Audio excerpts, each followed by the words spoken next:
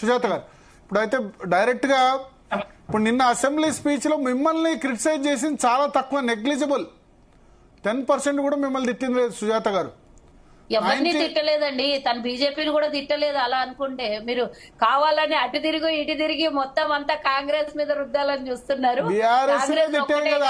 ఒక మాట అన్నారు, మోస్ట్ కరప్టెడ్ గవర్నమెంట్ ఇన్. తను చెప్పాల్సినటువంటిది తను వ్యక్తపరిచింది.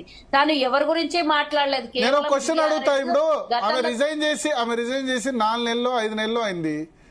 మరి 4 నెలలు 5 నెలల తర్వాత నిన్న అసెంబ్లీలో కౌన్సిల్లో మాట్లాడేందుకు ఎందుకు టైం ఇచ్చారు? చాలా సార్లు అసెంబ్లీ సమావేశమైంది. బీఆర్ఎస్ వాళ్ళు లేని సమయం చూసి ఇంకా అని చెప్పారు.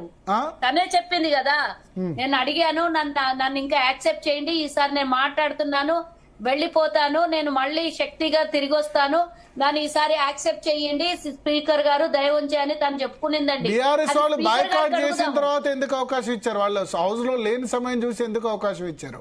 అంటే సస్పెండ్ అవుతేనే, అంటే తను సస్పెండ్ అవుతేనే కదండి మళ్ళీ అవకాశం ఇవ్వకపోవడము.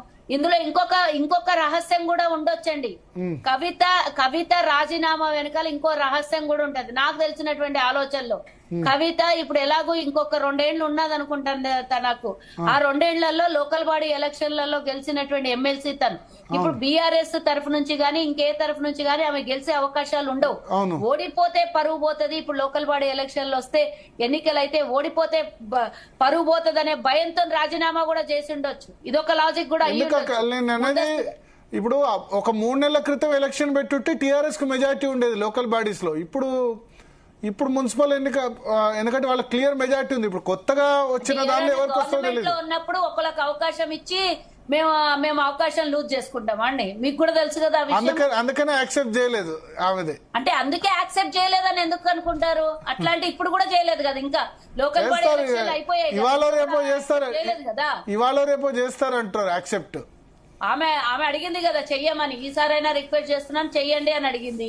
అండ్ మోర్ ఎవర్ సుమిత్రానంద్ గారు మీరు అడిగిన ప్రశ్నకు తప్పించి మిగతా వాటికి అన్నిటికీ సమాధానం, అడగని ప్రశ్నలకు కూడా సమాధానం చెప్పారు.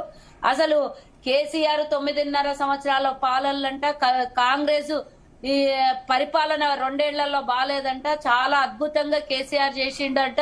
కవితనే స్వయాన ఏ ఈడీలు అవసరం లేదు, ఏ సిబిఐలు అవసరం లేదు, ఎలాంటి ఎంక్వైరీలు అవసరం లేకుండా వాళ్ళ చిట్టా అంతా తీసుకొని వచ్చి తెరిచిన పుస్తకం లాగా నిన్న మీడియా ముంగల నిన్నంటే కౌన్సిల్లో మాట్లాడింది, రోజు మాట్లాడుతోంది కదా. ఒకవేళ నిజంగానే ఏం లేదంటే మీరు అడిగారు, నేను అడిగిన ప్రశ్ననే మీరు వారిని అడిగారు. వాళ్ళ కుటుంబ సభ్యులు దీనికి ఎందుకు సమాధానం చెప్పట్లేదు, దీనికి వ్యతిరేకంగా వాళ్ళు ఎందుకు ఏ ఒక్క ప్రెస్ మీట్ పెట్టట్లేదు, సెకండ్ క్యాడర్ తో సుమిత్ర లాంటి వాళ్ళతో ఇంకొకళ్ళతో ఎమ్మెల్యేలతో ప్రెస్ మీట్లు పెట్టిస్తున్నారా, స్వయాన పెడుతున్నారా? మహిళలు ఏమన్నా అంటే ఏం తప్పులేదు కాబట్టి మహిళలు విజృంభిస్తున్నారో తెలీదు. కానీ ఆ స్థాయి లీడర్లు కవిత విషయంలో మాట్లాడాల్సిన లీడర్లు ఎవరు కూడా ఎందుకు నోరు తెరవట్లేదు? అది కదా లాజిక్. దాని వెనకాల వాళ్ళ కుటుంబ సభ్యులే ఉండొచ్చు కదా. దీని మీద అంతా ఇప్పుడు ఒక్క మాట సుమిత్ర గారు అడిగిన దానికి నేను ఒక ప్రశ్న వారికి వేస్తున్నా.